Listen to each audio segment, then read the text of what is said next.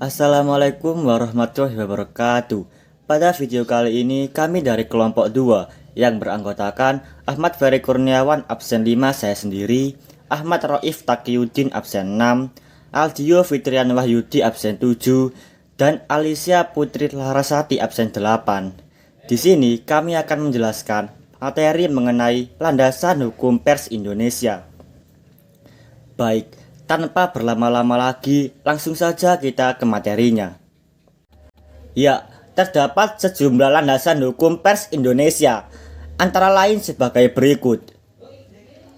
1.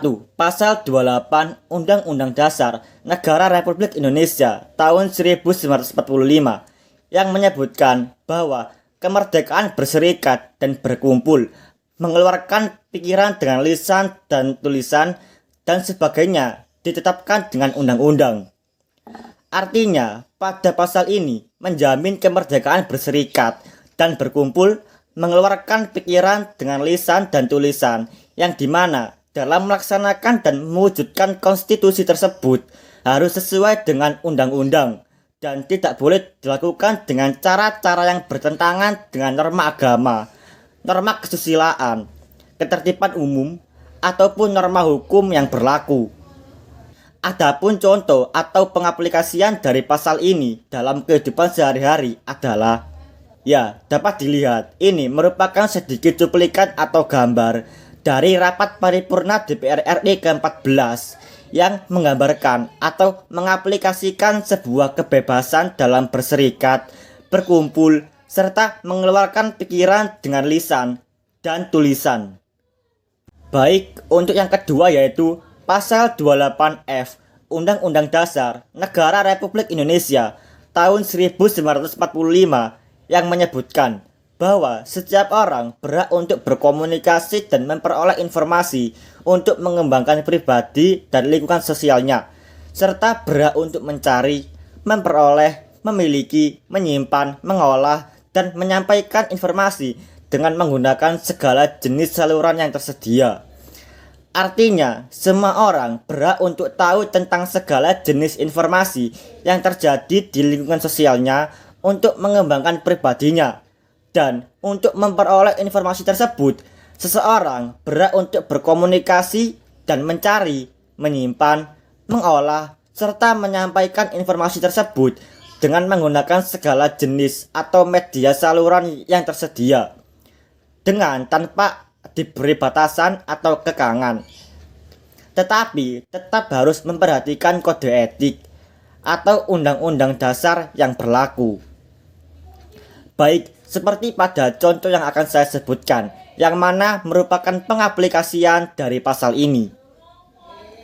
Baik, untuk contoh yang pertama yaitu seseorang yang berkomunikasi dengan orang lain untuk mendapatkan informasi secara real time atau secara langsung, seperti yang kita lakukan setiap hari di sekolah, yaitu berkomunikasi dengan guru, teman, dan lain-lain untuk mendapatkan informasi.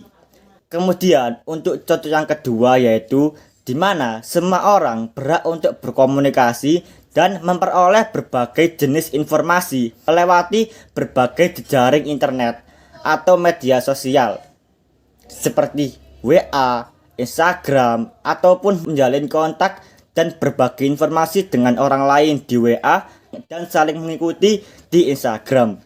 Seperti pada gambar ini merupakan akun Instagram dari SNPMB, yaitu Seleksi Penerimaan Mahasiswa Baru, yang mana kita dapat mendapatkan informasi mengenai SNPMB ini, baik itu tentang pendaftaran SNBP ataupun SNBT yang sekarang juga sedang ramai dan juga sedang dibuka, atau dapat menggunakan media lain seperti Google ataupun yang lain-lain.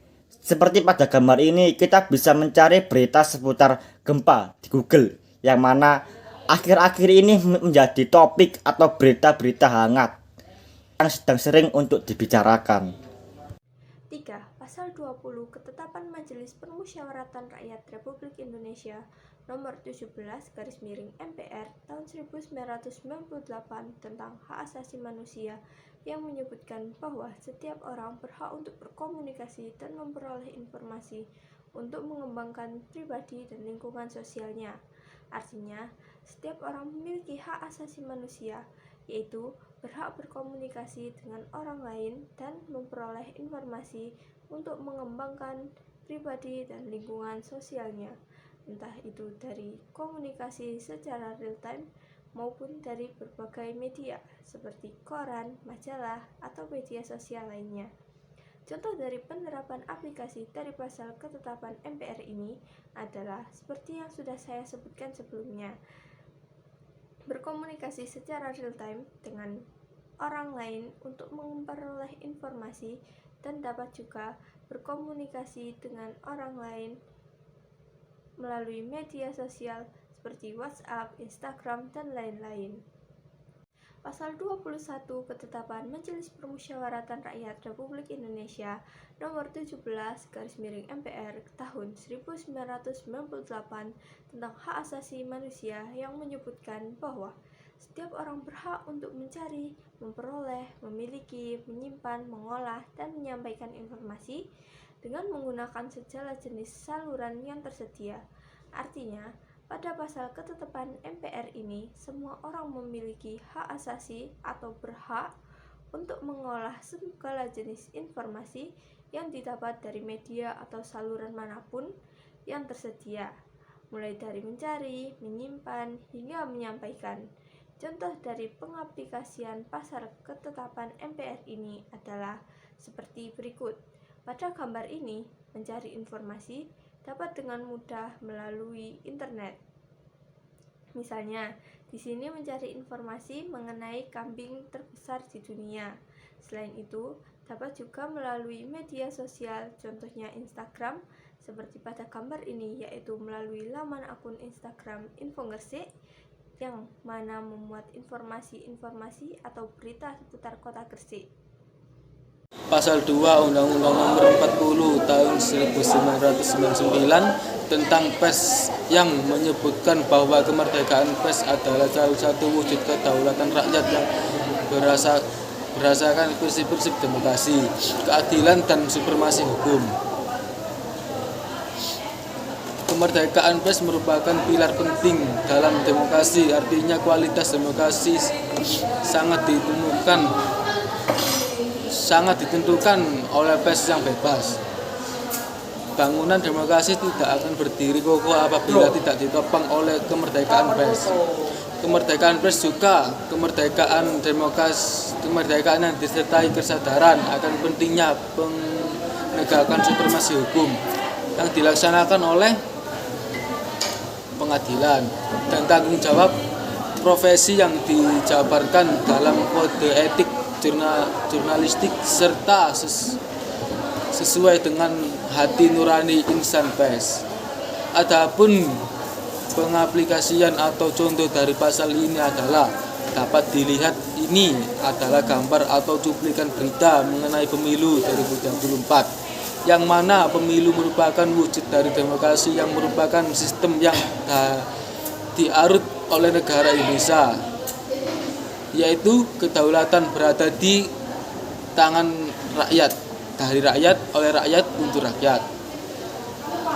Karena kedaulatan berada di tangan rakyat, maka demokrasi ini juga merupakan salah satu jalan terbaik untuk mewujudkan keadilan sosial dan supremasi hukum. Yang kedua yaitu pasal 4 ayat 1 Undang-Undang Nomor 40 tahun 1999, di mana tentang pers yang menyebutkan bahwa kemerdekaan pers dijamin sebagai hak asasi warga negara. Artinya yang dimaksud dengan kemerdekaan pers dijamin sebagai hak asasi warga negara adalah bahwa pers itu bebas dari tindakan pencegahan, pelarangan, dan atau penekanan agar hak masyarakat untuk memperoleh informasi terjamin. Adapun contoh dari pengaplikasian pasal ini yaitu yang pertama yaitu siaran RCTI yang mempunyai hak siar di TV Indonesia yang biasanya menyiarkan sebuah berita yang mana ini merupakan sebuah hak asasi warga negara, di mana ada penekanan, pencegahan, pelarangan agar hak masyarakat untuk memperoleh informasi itu terjamin. Tetapi dari pihak penyiaran sendiri, RCTI tidak boleh melanggar undang-undang, norma atau kode etik. Contohnya tidak boleh menyiarkan tontonan video porno atau 18+, tidak boleh terdapat unsur sara dan tidak boleh mencemarkan nama baik orang lain.